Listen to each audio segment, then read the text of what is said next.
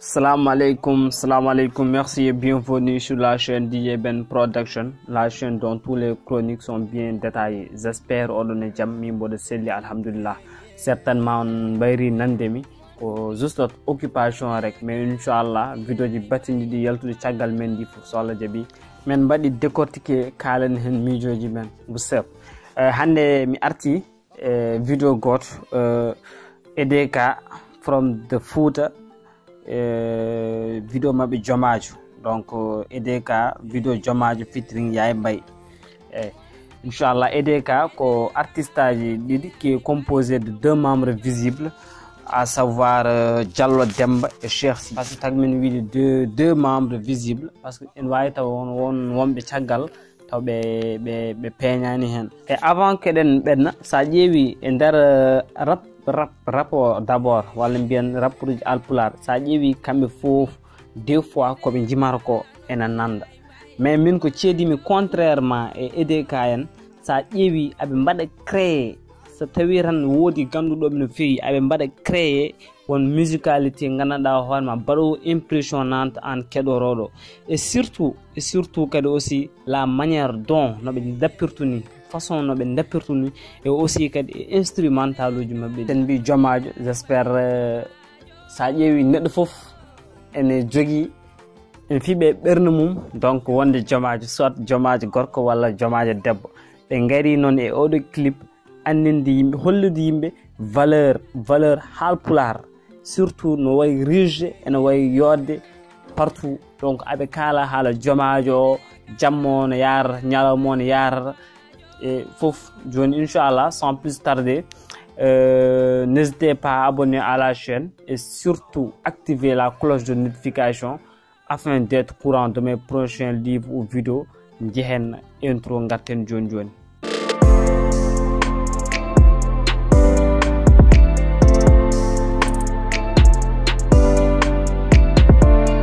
yab tagal no jebden intro mi rokka mon seeda jebene vidéo garten kadi nyalawma jino mbayni hewde moni foni yide hawrude odo nyalawma yeto wallayne laado yeto nene baba hande ko nyalawma ma yogode male Jomajo so tawi en garti e couple Diallo Demba o wi ko nyalawmaji no mbayni hewde mon fof ne yidi hono odo nyalawma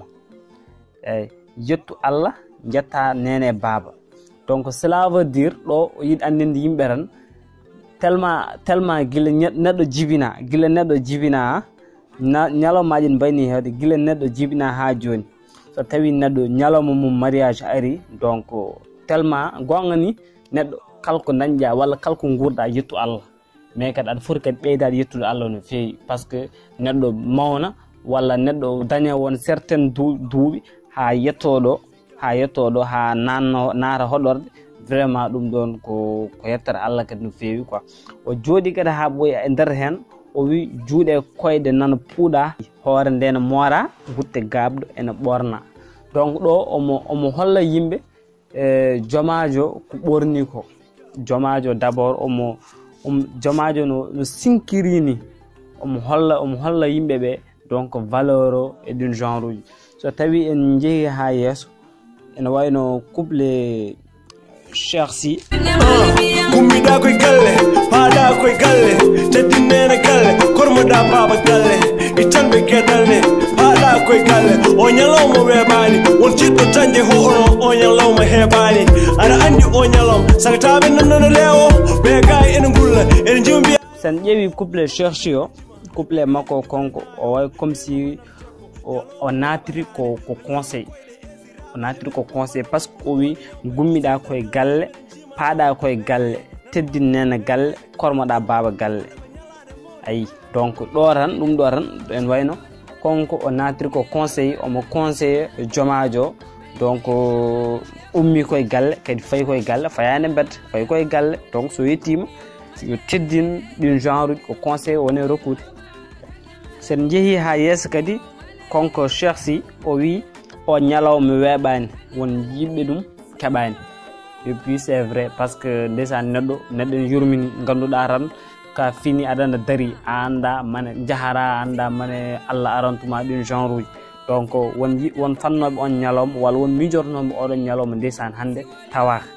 ay après e nder hen omo haala kadi aussi ñalomaji ɗi no jararani ñalomaji surtout ñaloma cuddungu no wayi welde ni donc jinnaɓe hoddiɓe sehilaɓe foof beltor koto foof daror ayi o wi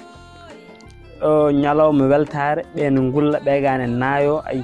awluɓe ene jima cela veut dire o waɗi ɗo tan évoqué ko jam ñalawmaji ɗi ñalawma mariage o ko kewata hen ɗin genre uji chapeau à EDK from the Fouta vraiment on mbaɗi assuré Diallo Demba waɗi assuré couple mum Cheikh Sy waɗi assuré et surtout Yaye Mbaye ko par ce que il faut mi wattinoma avant tout onon EDK on mbaɗi choisir ɓe poɗɗon wadde par ce que des fois artiste o ene jogo probléme waɗa hunde ronka andude holmo waɗata ɗo ha yalta hen te Yaye Mbaye so tawi on ƴeewi voix makko guila refrain makko ha e couplet makko so toƴƴi dana makko nde vraiment koye monde goɗɗo gonata donc ɓerde ma nde carrément andat carrément wonko yaltata e ma quoi émotion donc vraiment on tinnima et surtout kadi donc big up baɗɗo réalisé clip o leeri waɗi fayida donc jokke golle ha joni amin padi mon eyyi ko juste min suggestion mo gaddanmi hen juste suggestion mo gaddanmi e clip o par ce que so tawi en kaali hunde kadi de manière positivement il faut kaale négativement ɗum kadi aussi wallata rappeur o wallata kadi producteur o dans la mesure où so gongol ari wasa wadde won certaine erreur aji par ce que mbiɗen ko mariage donc oɗon évoque surtout culture alpulaar o oɗon jiiɗi yaltindemo andinde yimɓeɓe jeeɓo européen o so yeeɓi ko ɗum ɗo woni culture amen ko ɗum ɗo woni ɗum ɗo nder production des fois ene waɗa des images clés image uji clé ɗin ko poti yaltude par ce que jima tan ko jomajo de 1 amin jinno yiide hen jamma lengi o exemple lengi par ce que ɗum ɗon ne poti wonde hen lengi o taw ko image mum clé yiye hen et en plus ene waɗi moment mo kalaron lelne gudde esiraɗo jomajo lelne dow gudde esiraɗo e ɗon kadi aussi amin jiɗanno yiide esiraɗo feeña jomajo en lelne dow ma par ce que sa ƴeewi premier couplet ou deuxième couplet fof oɗon mbaɗa répété oɗon mot pourquoi pas oɗon image o arata par ce que ko image clé e nder vidéo mon jamma lengi o kadi aussi e yiide jomajo ni itte to en itte galle gorko en nawe galle debbo no yimɓeɓe jarata ni certes vidéo wawa wadde hunde fof mais kadi aussi ɗin image uji clé ne ponno wonde hen goppan haqqi noon wona haydara ko juste mbaɗirɗen ni koyo gueɗe ɗe yo peew mi salminimon mi juurima n'oubliez pas de laisser vos commentaires et inchallah lien vidéo men mbaɗa less kalmo meeɗano yebde vidéo yeeɓa kala jeɓɓe kadi aussi ene ñagano oppata commentaire pour la prochaine fois mi salminimon mi juurima wassalam